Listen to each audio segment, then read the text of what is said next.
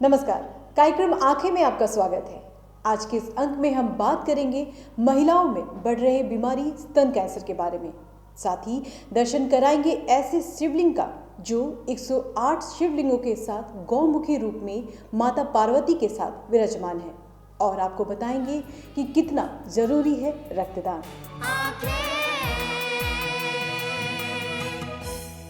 हमारी जीवन शैली पर हमारा स्वास्थ्य निर्भर करता है। अगर हमारी जीवन शैली ठीक है तो हम स्वस्थ रहेंगे, और अगर गलत है तो हमें तरह तरह की बीमारियों का सामना करना पड़ सकता है। आज महिलाओं में होने वाले स्तन कैंसर का मुख्य कारण भी हमारी जीवन शैली ही है।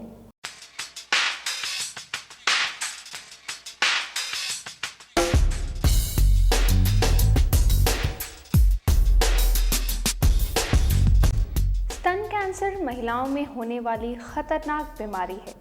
इसमें स्तनों में छोटी सी गांठ या ट्यूमर हो जाता है। शुरुआती अवस्था में इसका पता चलने पर यह आसानी से ठीक किया जा सकता है, लेकिन एडवांस स्टेज में इस बीमारी के पहुंच जाने से इसका इलाज मुश्किल हो जाता है। विश्व स्वास्थ्य संगठन के अनुसार भारत में हर साल 5 लाख लोग कैंसर से अकाल मौत का शिकार हो रहे हैं। कैंसर रोगियों की संख्या इसी रफ्तार से बढ़ती रही तो जल्द ही यह संख्या 7 लाख के आंकड़े को पार कर जाएगी। पॉपुलेशन बेस्ड कैंसर रजिस्ट्री के अनुसार भारत में एक साल में करीब 1,44,000 नए स्तन कैंसर के रोगी सामने आ रहे हैं। गलत जीवन शैली और जागरूकता की कमी के चलते भारत में स्तन कैंसर रोगियों की संख्या तेजी से बढ़ रही है। कैंसर रिसर्च की इंटरनेशनल रिसर्च एजेंसी ग्लोबिकेन में सामने आया है कि भारत में 2012 में 1,44,937 स्तन कैंसर रोगी महिलाएं इलाज के लिए सामने आई हैं। वहीं इस साल 70,218 महिलाओं ने स्तन कैंसर के कारण दम तोड़ दिया। इसका मतलब यह है कि देश में स्तन कैंसर से पीड़ित हर दूसरी महिला की मृत्यु हो रही है। हालांकि विशेषज्ञ निश्चित रूप से स्तन कैंसर के होने का कारण नहीं जान पाए हैं, किंतु एक अनुमान के अनुसार गलत खान-पान, उम्र का बढ़ना, वक्त से पहले मासिक धर्म का आना या फिर आनुवांशिक समस्या को इसका कारण माना गया है। ब्रेस्ट कैंसर एक ऐसी बीमारी है जो इंडिया में इसका इंसिडेंस बढ़ता जा रहा है। इसके नंबर, मरीजों के नंबर लगातार उसमें इजाफा होता जा रहा है। पहले ये बीमारी अमेरिका और वेस्टर्न कंट्रीज़ में ज़्यादा थी, बट आज के दिन में इंडिया में इसका नंबर अच्छा खासा बढ़ता जा रहा है। उसके बहुत सारे कारण हैं। कुछ कारणों को मैं बताना चाहता हूँ जिसकी वजह से यहाँ पे ये चेंजेस आ रहे हैं। पहला कारण ये 2-4 कारणों में एक कारण होता है कि जैसे जैसे हमारा खान पान अच्छा होता जाता है और हेल्दी लाइफ होती जाती है, न्यूट्रिशियस खाना, जिस तरह वेस्ट में लाइफस्टाइल हम फॉलो करने लगते हैं, उसकी वजह से ये उनमें संख्या बढ़ती जाती है, जिसमें हेल्दी महिलाएं इसका एक कारण है।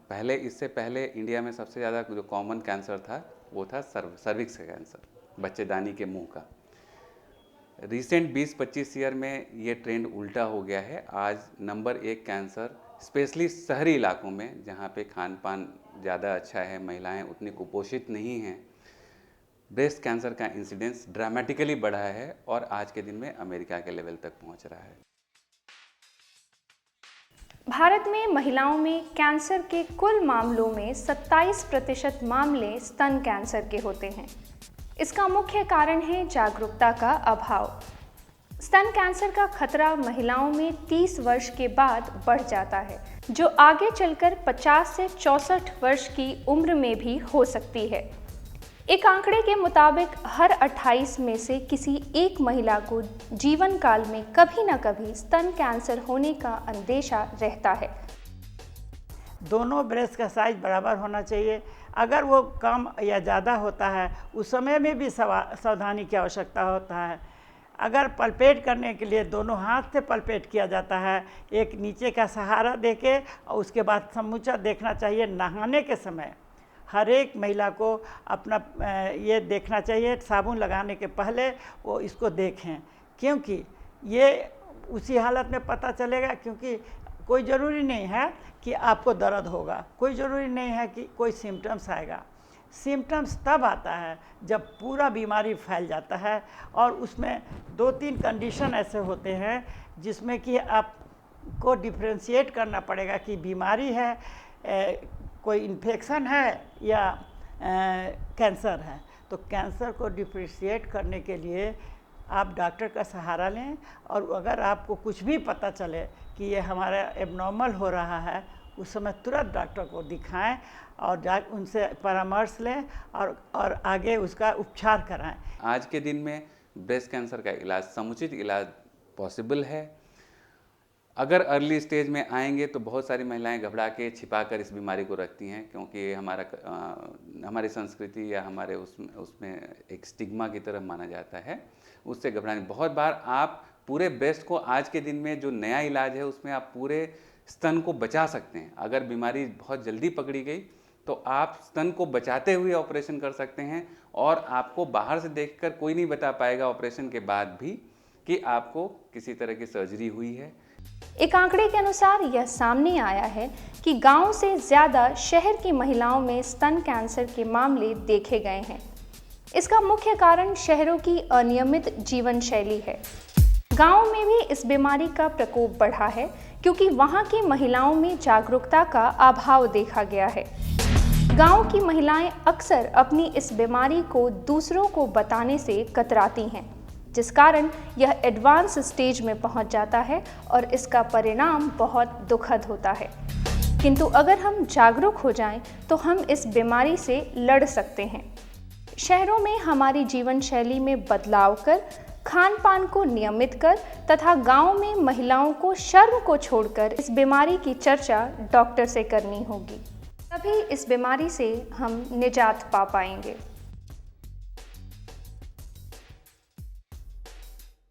अगर हमें इस बीमारी से बचना है तो हमें अपनी जीवन शैली में बदलाव लाना ही होगा, नहीं तो यह भयावह रूप भी ले सकती है। वक्त चला है एक छोटे से ब्रेक का। ब्रेक के बाद आपको दर्शन कराएंगे 108 शिवलिंग के साथ गौमुखी माता पार्वती के मंदिर बैकुंठ धाम की।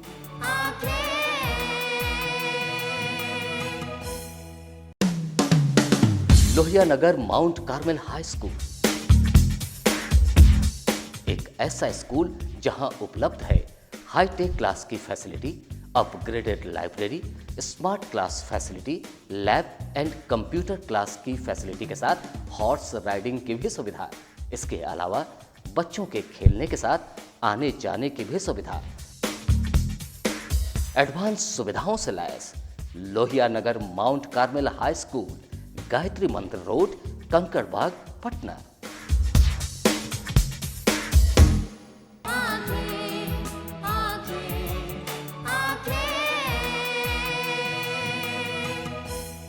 ब्रेक के बाद एक बार फिर आपका स्वागत है। बिहार में भगवान शिव के तो अनेकों मंदिर स्थित हैं, किंतु पटना से कुछ दूरी पर बैकुंठपुर गांव में गंगा किनारे गौरी शंकर का एक ऐसा प्राचीन तथा ऐतिहासिक मंदिर अवस्थित है, जिसकी चर्चा आनंद रामायण में भी की गई है। आइए देखते हैं क्या है इस मंदिर का इतिहास।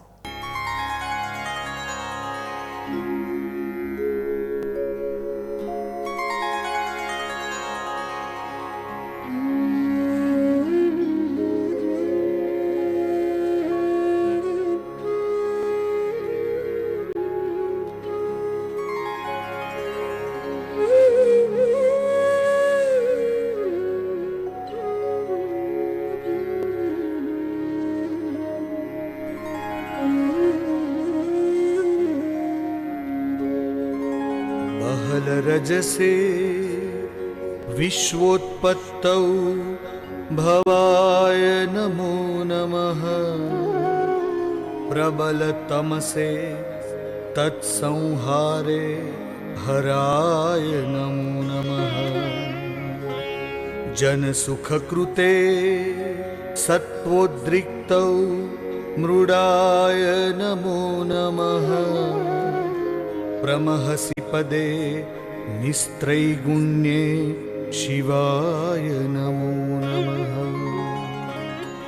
बिहार की राजधानी पटना से कुछ दूरी पर पटना बख्तियारपुर 4 लेन से लगभग 2 किलोमीटर पर स्थित है बैकटपुर गांव। और इस गांव में गौरी शंकर का एक ऐतिहासिक मंदिर है जिसे लोग बैकुंठ धाम के नाम से जानते हैं। इस प्राचीन मंदिर की महिमा अतीत के कई युगों से जुड़ी हुई है। इस मंदिर की सबसे खास बात है कि इस मंदिर में शिवलिंग रूप में भगवान शिव के साथ गौमुखी रूप में माता पार्वती भी विराजमान हैं। और इस मंदिर में विराजमान शिवलिंग पर 108 छोटे छोटे शिवलिंग भी बने हुए हैं। इन छोटे शिवलिंगों को रुद्र कहा जाता है और ऐसा माना जाता है कि बैकुंठपुर जैसा शिवलिंग पूरी दुनिया में और कहीं भी नहीं है।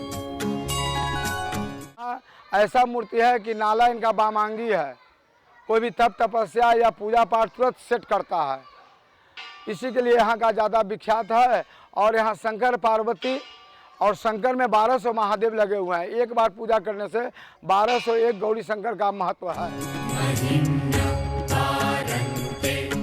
इस मंदिर का इतिहास काफ़ी पुराना है। आनंद रामायण के अनुसार मर्यादा पुरुषोत्तम भगवान श्री राम ने इस मंदिर में आकर भगवान शंकर की पूजा की थी। इस मंदिर का इतिहास महाभारत के जरासंध से भी जुड़ा हुआ है। मान्यताओं के अनुसार जरासंध भगवान शंकर का बड़ा भक्त था। जरासंध रोज इस मंदिर में राजगृह से पूजा करने आता था।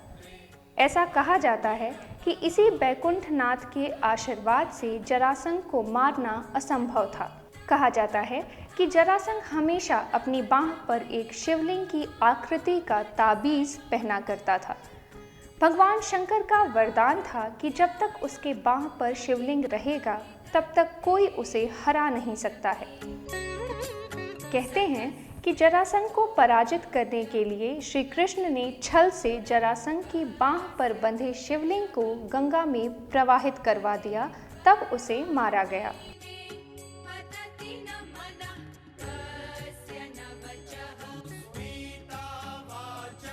जरासंध की बांह पर बंधे शिवलिंग को जिस जगह फेंका गया उसे कौड़िया खाड़ कहा गया।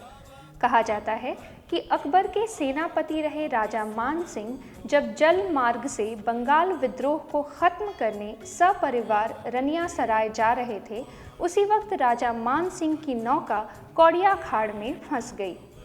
काफ़ी प्रयास के बाद जब राजा मान सिंह की नौका कौड़िया खाड़ से नहीं निकल सकी तो पूरी रात मान सिंह को सेना सहित वहीं डेरा डालना पड़ा। कहते हैं कि रात को ही राजा मान सिंह को सपने में भगवान शंकर ने दर्शन दिया और अपने जीर्ण शीर्ण मंदिर को फिर स्थापित करने को कहा। राजा मान सिंह ने उसी रात मंदिर के जीर्णोद्धार का आदेश दिया और उसके बाद यात्रा शुरू की और बंगाल में उन्हें विजय प्राप्त हुई।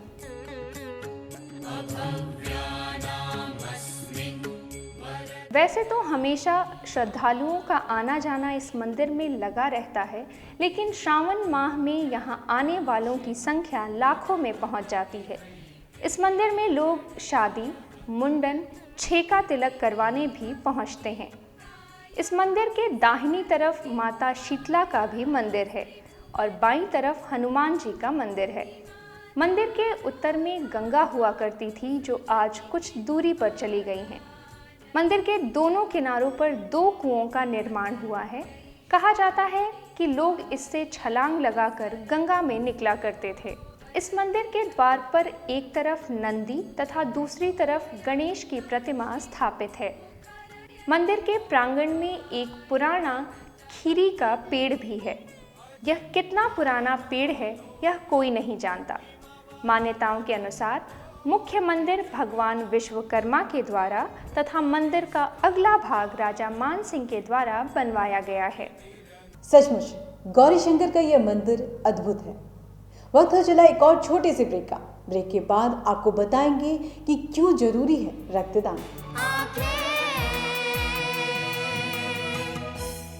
ज्ञानस्थली हाई स्कूल, जहां दी जाती है हाईटेक क्लास की फैसिलिटीज, खेलने की सुविधा, स्मार्ट क्लास की सुविधा, लेटेस्ट किताबों वाली लाइब्रेरी की सुविधा, लैब की सुविधा, बच्चों के लिए कंप्यूटर क्लासेस की सुविधा, साथ ही आने जाने की फैसिलिटीज। ज्ञान स्थली हाई स्कूल आलमगंज पटना। आपके रक्त के एक बूंद किसी की जिंदगी बचा सकती है। तो आइए हम सब मिलकर रक्तदान करें।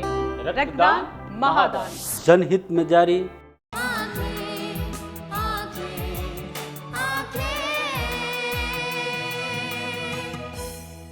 ब्रेक के बाद एक बार फिर आपका स्वागत है। रक्तदान एक ऐसा दान जिसको करने से आप जरूरतमंद व्यक्ति को और उसके परिवार वालों को खुशियां दान देते हैं। सोचिए, हमारे सामने कोई व्यक्ति मौत से लड़ रहा हो और आपके खून के चंद कतरे उसकी जान बचाने में सहायता कर दे तो आपको कैसा अनुभव होगा।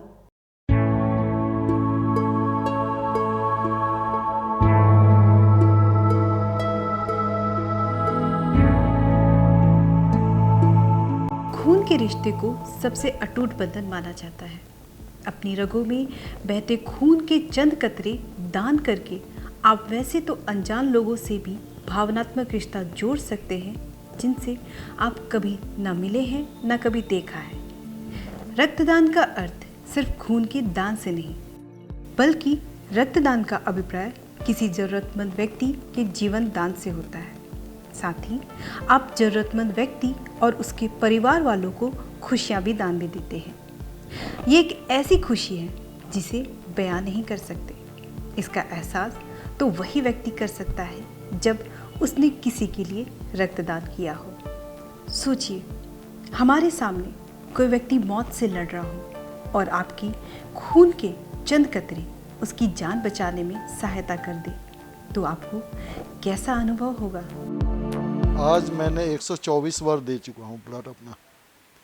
समाज में यही कहे कि ब्लड देने से कोई कमजोरी कोई कुछ नहीं होता है, किसी और आदमी को फ़ायदा हो इसलिए ब्लड देना चाहिए स्वच्छता से। ये बिहार ब्लड कमांडो जो हमारी संस्था है, इसको शुरू करने का हमारा मेन उद्देश्य यही इसको शुरू करने का हमारा मेन उद्देश्य यही है कि ज़रूरतमंद लोगों को रक्त प्रोवाइड करवाया जाए, क्योंकि बहुत सारे हमारे मरीज़ जो हैं जो रक्त के अभाव में उनकी मौत हो जाती है, रक्त समय पे नहीं मिल पाता है, इसलिए उनकी मौत हो जाती है। प्रयास तभी सार्थक होगी जब हम स्वयं ही रक्तदान करने के लिए आगे आएंगे एवं अपने मित्रों और रिश्तेदारों को इसके हेतु आने के लिए प्रयास करेंगे। WHO ने अपनी एक सर्वेक्षण में बताया कि अगर देश के 2% लोग भी सेवा भावना का उदाहरण देते हुए रक्तदान करें तो हर साल होने वाली कई मौतों को रोका जा सकता है।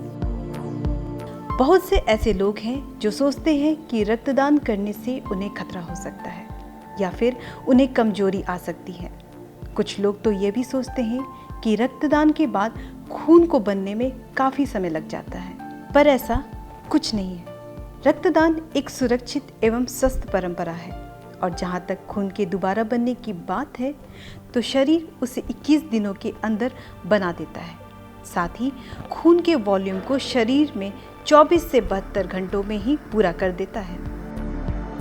ब्लड डोनेशन से किसी तरह का भी शरीर में कमजोरी नहीं होती है, इसलिए हर एक यंग चैप को, यंगर्स जो हैं 18 से वर्ष की उम्र से लेके 65 अब तक 65 वर्ष की उम्र तक WHO के थ्रू इसका ये हो गया है रिकमेंडेशन कि अब तो 65 वर्ष तक के लोग जो हेल्दी हैं, किसी तरह का उनको मेजर कोई डिजीज़ नहीं है, जिससे कि आपको टीबी नहीं है, चाहे बहुत सीवियर टाइप का डायबिटीज़ नहीं है, चाहे हाइपरटेंसिव बहुत ज़्यादा नहीं है, तो जो हेल्दी आदमी हैं वो डोनेट कर सकते हैं। आज हमारा देश करीब 30 लाख यूनिट रक्त की कमी से प्रतिवर्ष जूझ रहा है। जैसे जैसे जनसंख्या अनियंत्रित हो रही है, बीमारियों ने अपने प्रभाव में लोगों को लेना शुरू कर दिया है। कई बीमारियां ऐसी हैं जिसमें लोगों को रक्त की आवश्यकता पड़ती है। रक्त की कमी के कारण हर उम्र के लोग अपनी जान गंवा देते हैं। आज हमारे देश में लोग ऐसी कई बीमारियों से ग्रसित हैं जिसमें रक्त की आवश्यकता पड़ती है। कई लोग एनीमिया, थैलेसीमिया जैसी गंभीर बीमारियों से ग्रसित हैं। जागरूकता के अभाव की वजह से लोग रक्तदान नहीं करना चाहते। इसका प्रत्यक्ष परिणाम देखने को मिलता है कि 125 करोड़ की आबादी होने के बावजूद हम लाखों लोगों की मदद के लिए आगे अग्रसर नहीं हो पा रहे हैं। इसी की ज़रूरत को देखते हुए 7 जून 1920 को रेड क्रॉस सोसाइटी की स्थापना की गई। नार्को और रेड क्रॉस जैसी कई संस्थान के लोगों ने इस जागरूकता को फैलाने का प्रयास किया। 14 जून को विश्व रक्तदान दिवस के रूप में जाना जाता है।